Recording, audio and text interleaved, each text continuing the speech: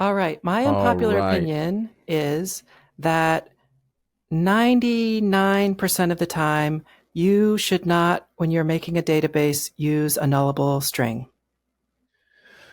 Hmm. I can see that. What's your reasoning?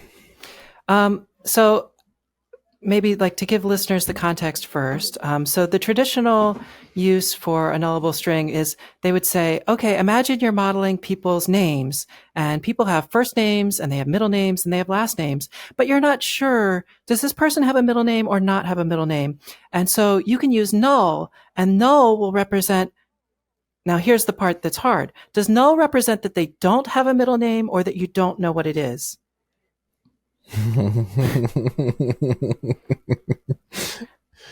So I don't I've know. found that for strings specifically, null is not a good differentiator.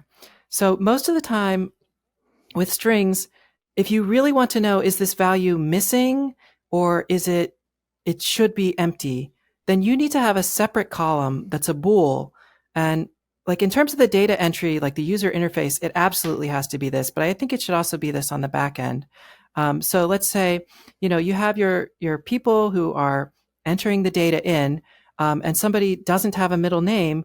If you want to know that they don't have a middle name, there should be a checkbox and it should check no middle name. And Mm, they hit the checkbox mhm. and now that is saved in the database as middle name, missing or middle name blank, one Mhm. of the two. And that will have a Right. checkbox and it will be understood by the operator exactly what's meant. Versus if you have a Mhm. null, you're always like, I think that when it's null, that means that their middle name isn't known. And if it's blank, that means that there's someone who doesn't have a middle name. But Mhm. are you sure?